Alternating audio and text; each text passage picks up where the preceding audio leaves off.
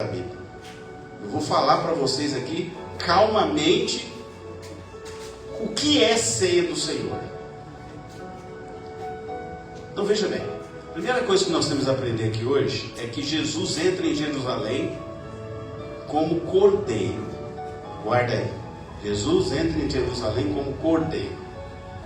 A Bíblia diz em Mateus 21:9 assim: e a multidão que ia adiante e que seguia clamava dizendo: Hosana ao filho de Davi, bendito o que vem em nome do Senhor, Hosana nas alturas.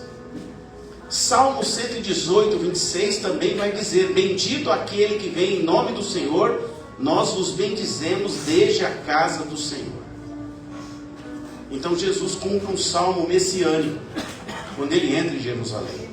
O salmo é chamado messiânico porque ele traz uma previsão de como Jesus chegaria a Jerusalém antes do sacrifício, montado em um jumento, também chamado de asno, acompanhado de uma jumenta, para cumprir a profecia. E eu vou agora levar vocês à profecia. Zacarias, ele cumpre essa profecia. Diz assim Zacarias 9:9: alega-te muito, ó filha de Sião, ó filha de Jerusalém, eis que o teu rei virá-te justo, liga no manto, justo e salvador, montado sobre um jumento e sobre um jumentinho, filho de jumenta. Amém? Jesus chegou exatamente assim. Não quero contar como é que foi a questão que ele mandou os discípulos ir lá, vai encontrar um jumento, porque aquilo já foi outro manto, né? Chega lá e fala com o homem que eu preciso dela, o homem simplesmente cedeu, sem pestanejar. Enquanto isso acontecia, o sacerdote do templo, enquanto os discípulos também lá buscaram o jumentinho e a jumenta, o sacerdote do templo chegava lá a Jerusalém com um cordeiro puro e sem mancha, porque isso era obrigatório na lei judaica, escolhido em Belém. Olha que interessante, escolhido em Belém. Jesus nasceu em Belém. Se liga aí, era escolhida uma ovelha em Belém para o sacrifício pascal judaico. Jesus cresceu em Nazaré, mas ele nasceu em Belém da Judéia. Ele nasceu em Belém da Judéia, não em Belém de Gaza, não é nada disso, né? Porque este é o local onde era escolhido o Cordeiro Pascal. O Cordeiro Pascal era escolhido onde? Em Belém. Jesus nasceu onde? Em Belém. Será que isso explica para vocês alguma coisa? Sim. Liga aí nessa chave. Bota ela no chaveiro para você não esquecer. O Cordeiro era escolhido em Belém, Jesus nasceu em Belém. Jesus entrou logo depois do sacerdote do templo. Um sacerdote do templo, acompanhado dos demais sacerdotes, ia a Belém e entrava em Jerusalém por uma porta chamada Porta Dourada, com o cordeiro sem mácula sobre as costas. E ele entrava para dentro de Jerusalém, passava e as pessoas viam que isso era ritualístico, era simbólico para eles. E essa porta, chamada Porta Oriental, que está na Bíblia, também chamada de Porta Dourada, que fica em frente ao Monte das Oliveiras. Era por ali que entrava. Jesus entrou exatamente por ali, porque tem que cumprir a palavra profética. Essa porta hoje está toda vedada, foi vedada pelos muçulmanos, e em frente tem um cemitério. Mas não preocupa não, Jesus disse que não ficará pedra sobre pedra. Mateus 24:27, aqui já é um texto que fala da volta de Cristo. Ele diz assim: porque assim como o relâmpago que sai do Oriente e se mostra no Ocidente, assim será também a vinda do Filho do Homem. Jesus virá como um relâmpago. Então ele diz que ele voltará. Você crê que ele voltará? Eu creio. E aí, aquele Jesus que entrou como cordeiro e foi imolado no Calvário, sem pecado, justo e salvador, para cumprir a palavra, né? Ele vai entrar de novo em Jerusalém. Só que ele não vai entrar montado num jumentinho. Foi a última vez que ele entrou como jumentinho. Agora ele virá montado num cavalo branco. Porque quando um rei entra numa cidade naquela época, entrava nas cidades em missão de paz. Lembra que Jesus disse: eu vos dou a paz, vos deixo. Quando um rei entrava numa cidade naquela época em missão de paz, ele chegava montado em um jumento.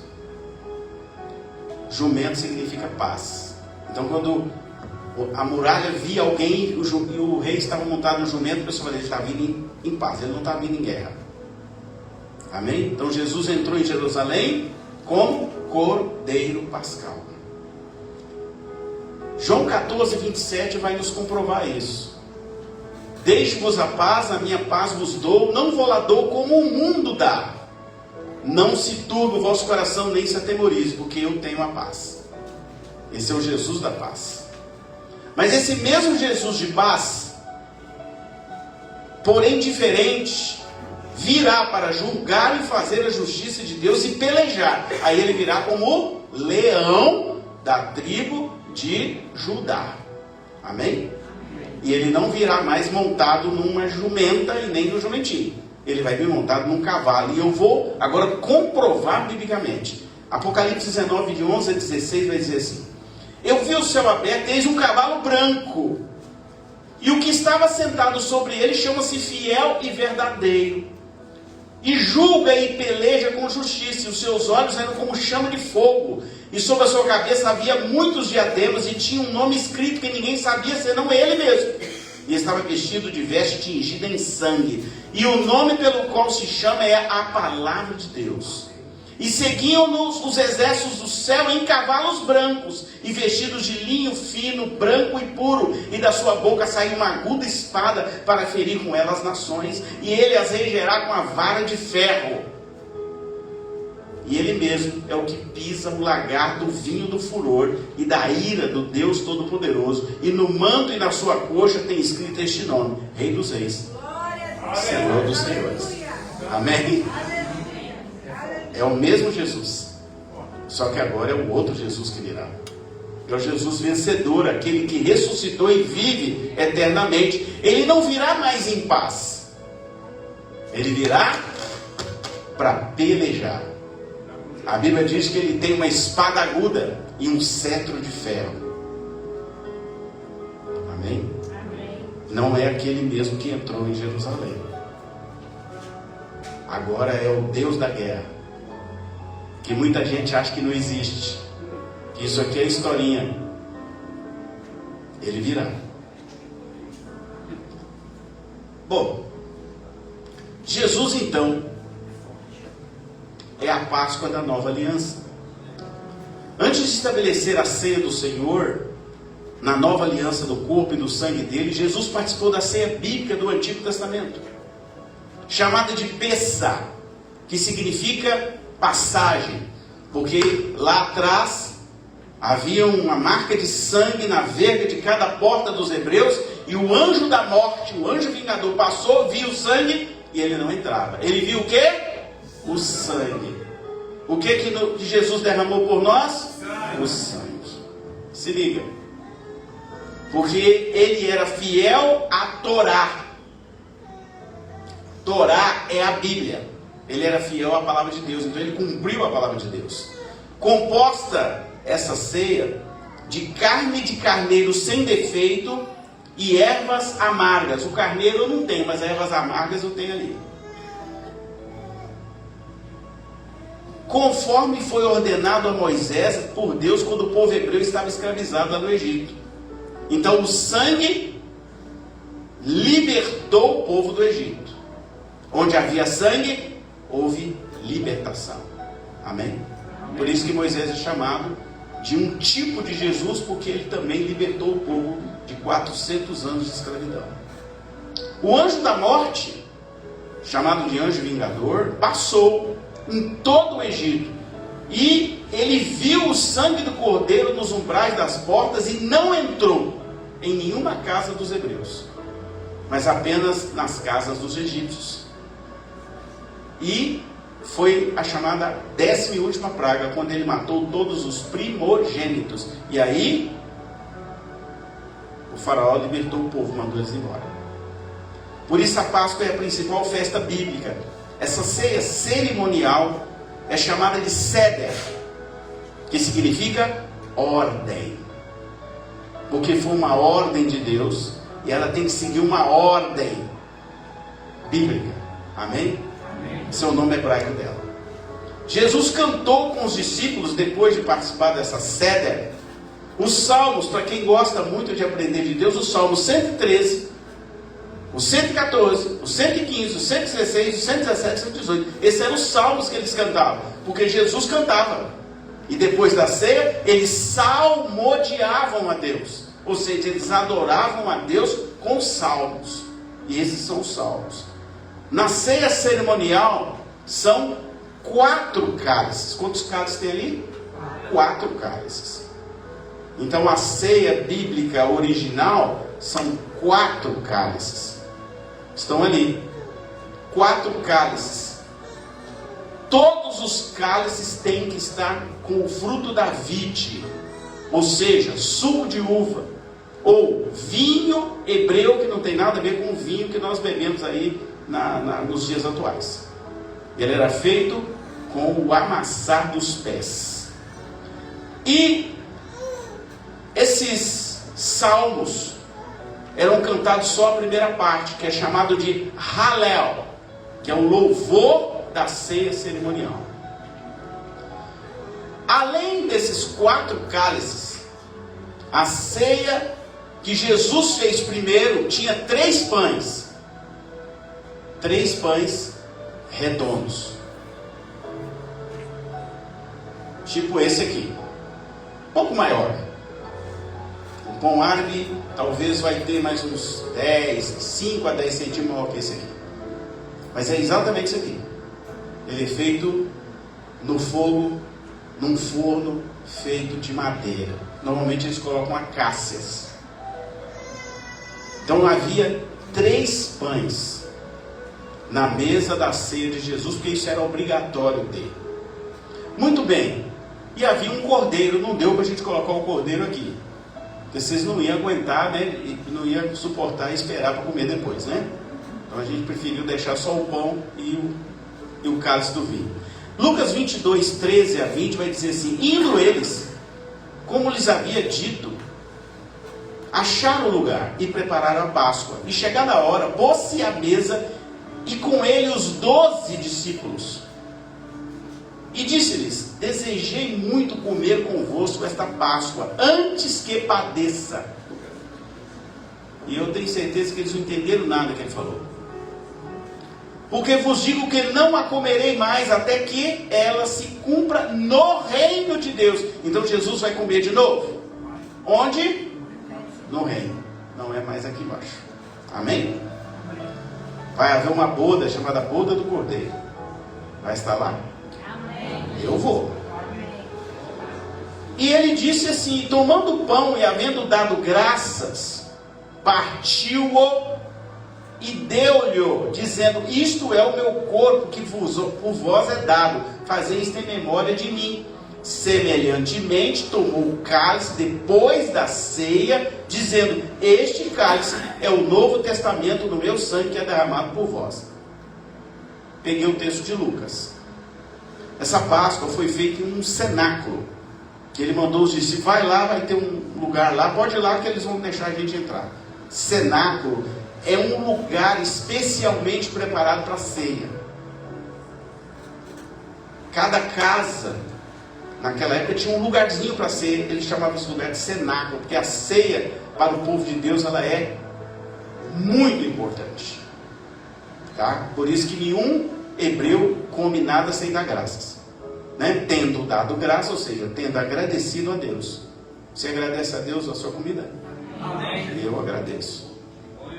Os 2 cálices da ceia, falei dos 4, mas depois virou 2. A ceia do Antigo Testamento tem 4 cálices. Por isso que Jesus mandou preparar a ceia com 4 cálices, porque ele fez primeiro a ceia hebraica. E todos apontam para Jesus, baseada no texto, ó. Êxodo 6, 6 e 7 vai dizer assim: portanto, dize aos filhos de Israel: eu sou o Senhor, e vos tirarei de debaixo das cargas dos egípcios, e vos livrarei da servidão, e vos resgatarei com o braço estendido e com grandes juízos, e vos tornarei por meu povo, e serei vosso Deus, e sabereis que eu sou o Senhor vosso Deus, que vos tiro de debaixo das cargas dos egípcios. Então havia uma promessa de Deus, e é esse o texto que eles usam para lembrar dos 4 cálices. O primeiro cálice, também chamado de Kiddush, o número 1, primeiro, é o cálice da santificação. O que quer dizer isso, pastor? Quer dizer que Deus separa um povo para Ele mesmo.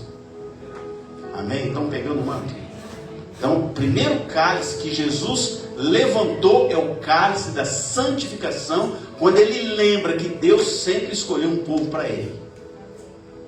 E Ele que santifica esse povo, porque não entra no céu se não for santo. Lembra do texto? Sede santos como eu sou santo. Santifique para que vocês possam herdar o reino dos céus. Então o primeiro cálice era esse. O segundo cálice é chamado cálice do livramento, Haggadah,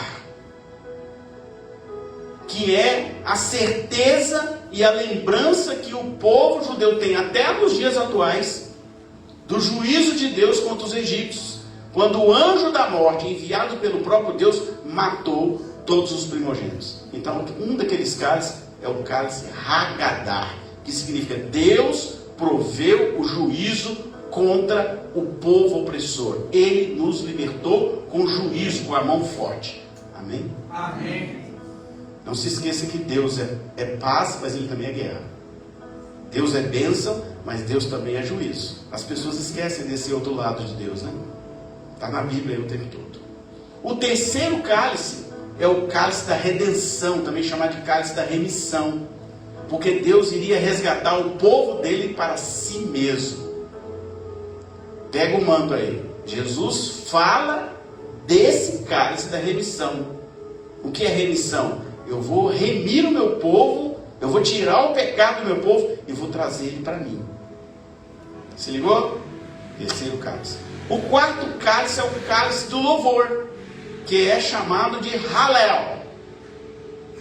E é o cálice da aceitação, que aponta para a vida eterna. Porque quando você recebe a remissão dos seus pecados, você louva a Deus, se alegra, porque você está salvo. E você sabe que Ele te levará para a vida eterna, né? Então, por isso que esse cálice era tomado, e eles, após tomar, eles recitavam o Salmo 113 até o 118, apenas as primeiras partes, cantando, não era falado, era cantado.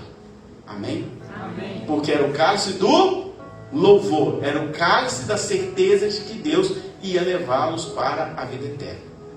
Pegaram? E era nessa sequência. Bom, Jesus pega então 2 cálices. Ele pegou 2. Vamos ver aqui a sutileza do texto, porque tem muita gente que não presta atenção nesse detalhe. E tomando o cálice, está lá em Lucas 22, 17. E tomando o cálice, e havendo dado graças, disse: tomai-o e reparti entre vós. Então tomou e repartiu um cálice. E aí, semelhantemente, ou seja, igualmente, do mesmo jeito, está lá em Lucas 22, 19 a 20, ou seja, sendo parecido, ele pegou outro cálice, depois da ceia, ou seja, então já tinham comido o cordeiro, já tinha cantado louvor, ele pega um outro cálice e diz: este cálice é o Novo Testamento no meu sangue, que será derramado por vós. Pegaram agora? Então um cálice ele distribuiu, o outro cálice falou: não, esse aqui é o meu sangue, que eu vou derramar por vós. 2 cálices Jesus usou na ceia do Senhor, não foi um cálice só. Então essa figura que a gente vê aí, aquela pintura, né, de Michelangelo, que tem um cálice, ela não é bíblica. A ceia hebraica é 4 e a ceia de Deus de Jesus foram 2. Alguma dúvida? Abra a tua Bíblia e confere aí, porque tem que ler com calma para entender o manto. Por que eram 2? Porque um era o cálice da remissão. Ele era a remissão dos pecados. Ele era a própria remissão. O cálice da remissão era ele. Ele levanta aquele cálice. Esse é o cálice da remissão. Eu vou repartir com vocês a remissão dos pecados que está em mim. Depois ele estabelece o que? Agora eu vos dou a vida eterna pelo meu sangue, que eu vou derramar depois por vocês. Pegaram o manto? Amém. Ele faz a remissão e depois ele levanta o cálice da vida eterna e diz: porque através do meu sangue vocês vão ter a vida eterna. Amém, irmão? Amém. Deu para pegar direitinho agora? Quando você lê o texto agora você vai entender que não é um cálice só. Que ele pegou 2. Primeiro ele tomou com eles. E tinha um, e esse um, no final, depois da ceia, pode ler semelhantemente, depois da ceia, ele tomou outro cálice. Aí esse cálice ele celebra e diz assim: esse cálice é o meu sangue, que eu vou derramar por vocês daqui a pouco. Amém? Amém. Quantos cálices então são? 2. 2. Não fica de olho naquela figurinha que aparece aí, aquela pintura, porque aquela pintura não é a realidade do texto da Bíblia. Nem tudo que se vê é real. O primeiro ele repartiu com os 12. O segundo, ele estabeleceu a nova aliança do sangue pela morte vicária que ele iria fazer daí a pouco lá na cruz do Calvário e derramar o próprio sangue por mim e por você. Amém? Amém. E os 3 pães matzah? Esse é o nome desse pão, chama matzah. E esses 3 pães, pastor? Como é que é essa história dos pães? Tá bom, na ceia cerimonial, que é bíblica, tinha 3 pães, ázimos, redondos e finos, sem fermento, colocados um em cima do outro, chamado matzah, feito com farinha e água e só. Significando o quê? O pão não pode ter fermento, porque o fermento significa pecado. E o pão da vida não tem pecado. Jesus é o Cordeiro sem pecado, que morreu por mim e por você. Então esses 3 pães têm nomes. Eles não estão ali à toa. Eles não estão ali naquela mesa aleatoriamente. Jesus não pegou esses pães aleatoriamente. Estava lá na mesa dele 3 pães. Ele pega então, esses 3 pães e ele dá graça sobre esses pães. Porque essa era a forma que ele aprendeu, porque ele era judeu. Jesus era judeu, nunca deixou de ser. E esses pães têm um nome: Abraão, Isaac e Jacó, que são os 3 patriarcas bíblicos. Vamos repetir? Abraão, Isaac e Jacó. Muito bem. Qual pão que vocês acham que Jesus pegou? Ele pegou um pão.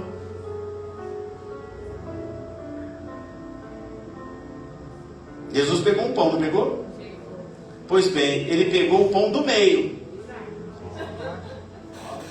Abraão, Isaac e Jacó. Ele vai no meio e pega o pão Isaac. Por que ele pega o pão Isaac? Tudo tem razão na Bíblia. Porque remete ao simbolismo tipológico do sacrifício dele, feito pelo pai Abraão, lá no Monte Moriá, que coincidentemente é em Jerusalém. O Monte Moriá é em Jerusalém, gente. Na Bíblia também chamado de Monte Sião. Já ouviram falar? Sião, Monte Sião.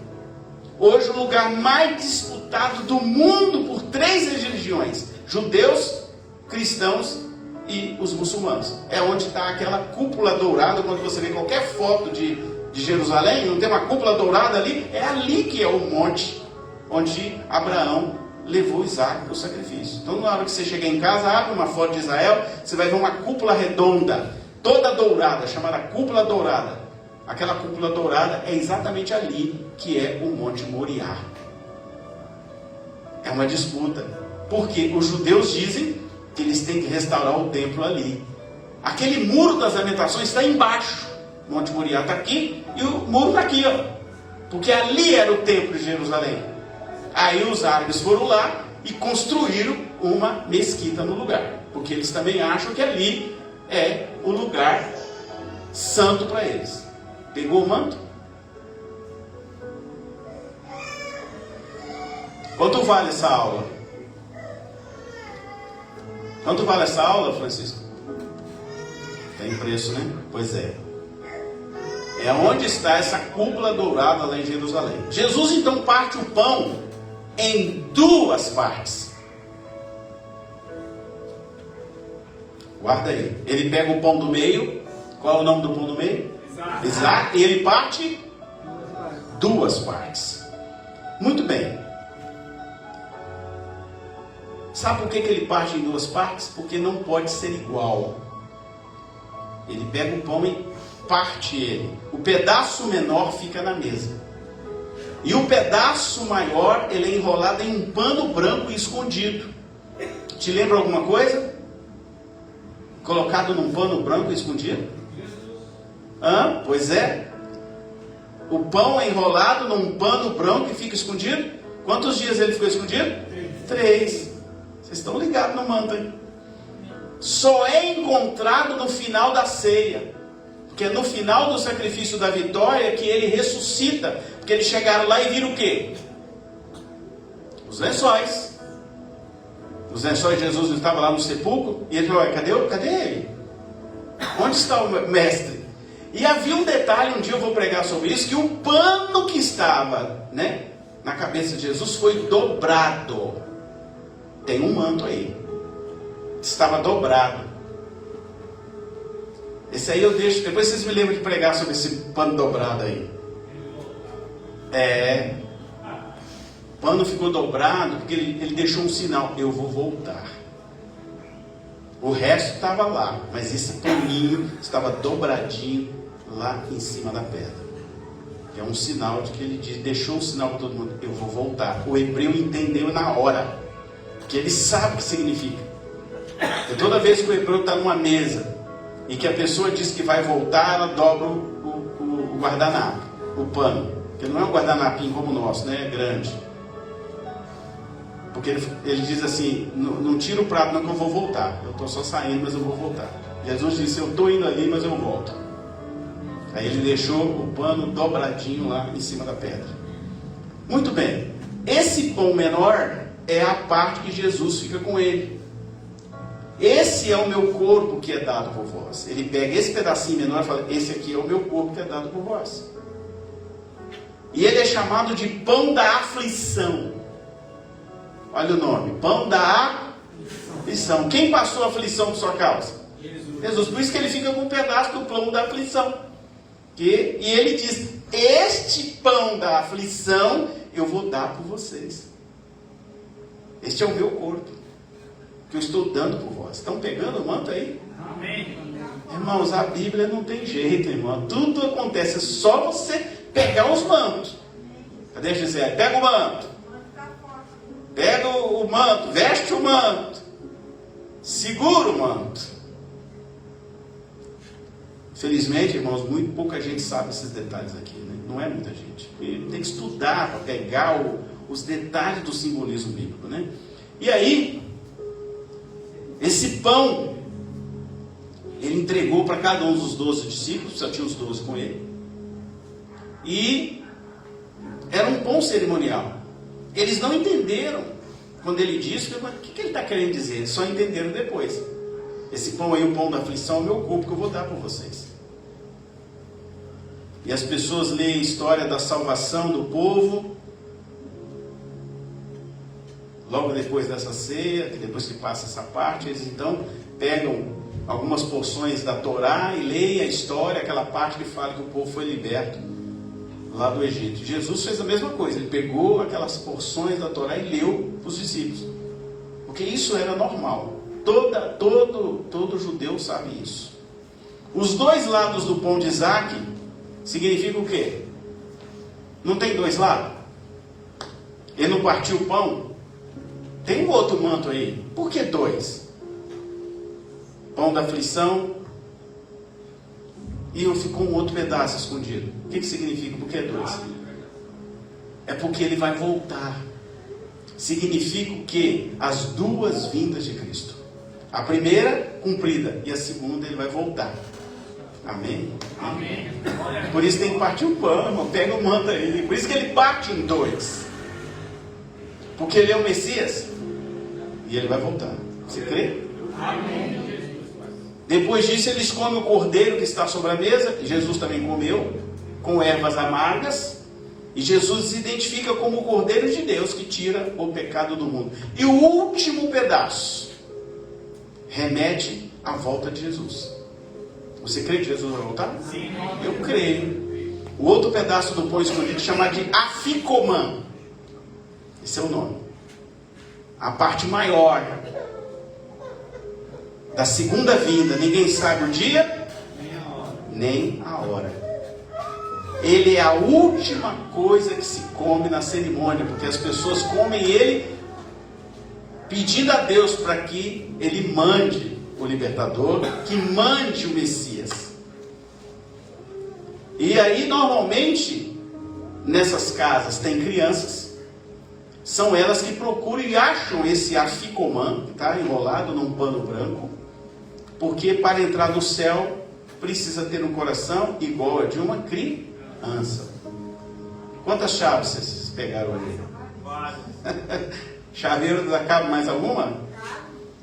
O último ato que remete é Jesus voltando para nos resgatar. O fim, guarda aí, fala comigo, o fim é melhor do que o começo. Amém? Então o fim de Jesus é melhor do que o começo dele, porque ele vai voltar para te buscar, para te resgatar para a vida eterna. Lembra que ele falou? Eu vou e vou preparar moradas para vocês. Amém? Você crê que você vai morar em outro lugar? Amém. Eu creio.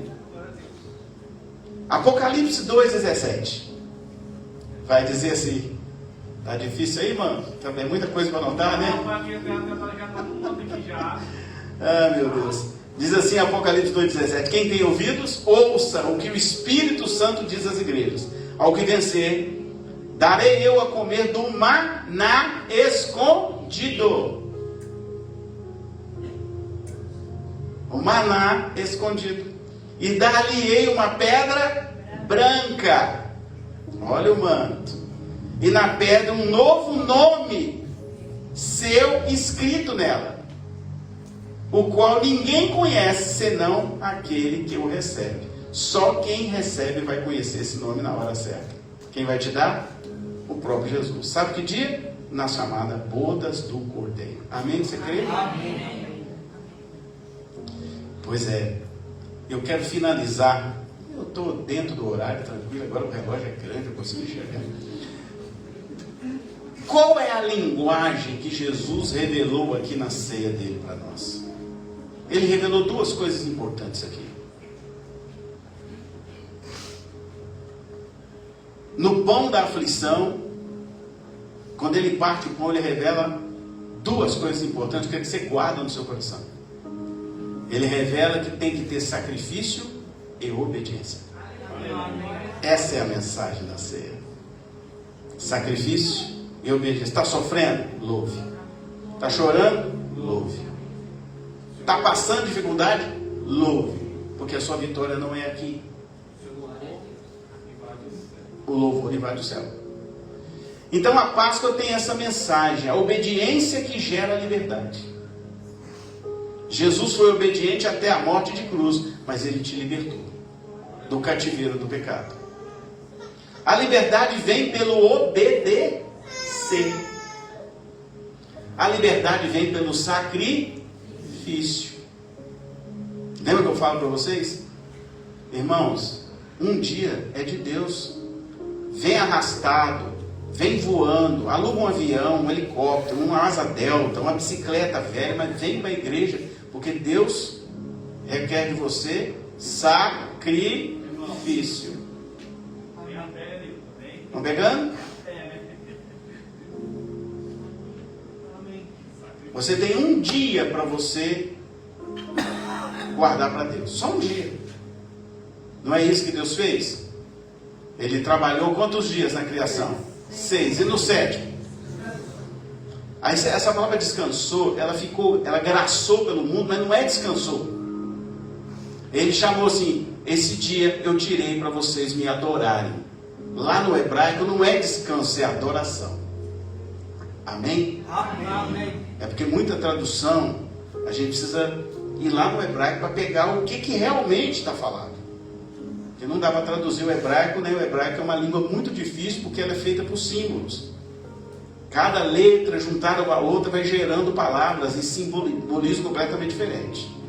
Por isso que um dia desse eu vou falar para você que eles ficam falando amém. Amém. Amém. Irmão, você tem que entender o que significa amém. Senão você fica fazendo amém para qualquer coisa. Não é assim. Amém é muito profundo. Amém é muito profundo. Essa palavrinha curtinha que a gente aprendeu, amém, não é só amém. Não é assim seja como está aí. É muito mais profundo que assim seja. Revelarei depois, que é muito chaveiro, muito manto, né? Amém. Glória a Deus. Jesus obedeceu. Jesus obedeceu? Amém. Ele se sacrificou? Amém. Sim, amém. Esse amém aí, é isso aí mesmo. Então veja bem, Filipenses 2, de 8 a 1, vai dizer assim: e achado na forma de homem, humilhou-se a si mesmo, sendo obediente até a morte e morte de cruz. Por isso Deus o exaltou soberanamente e lhe deu um nome que é sobre todo nome, para que ao nome de Jesus se dobre todo o joelho dos que estão nos céus e na terra e debaixo da terra. Até quem estiver debaixo da terra vai adorar o nome dele. E toda língua confesse que Jesus Cristo é o Senhor, para a glória do Pai. Sacrifício e obediência gera vitória. Amém? Amém.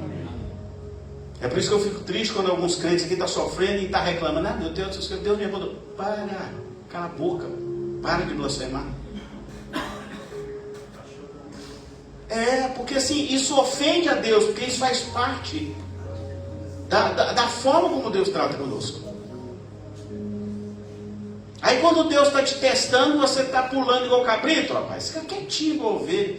Glória a Deus. Amém. Louvado seja o nome do Senhor. Deus age no desespero? Não. Na ansiedade? Não. Deus age na calmaria. Exatamente. Na hora que você acalma e que você dobra para Ele, aí Ele entra com a providência. Amém? Amém. O sacrifício e a obediência te garante a vida eterna pela ressurreição de Jesus Cristo. Quem compreende isso? Vou falar de novo as duas palavras: obediência, sacrifício e Deus exalta. Vamos lá de novo? Quem compreende essas duas palavras, sacrifício e obediência, Deus exalta. Ele exaltou Jesus. Amém? Amém. Compreenderam? Aprenderam de Deus? Amém. Eu quero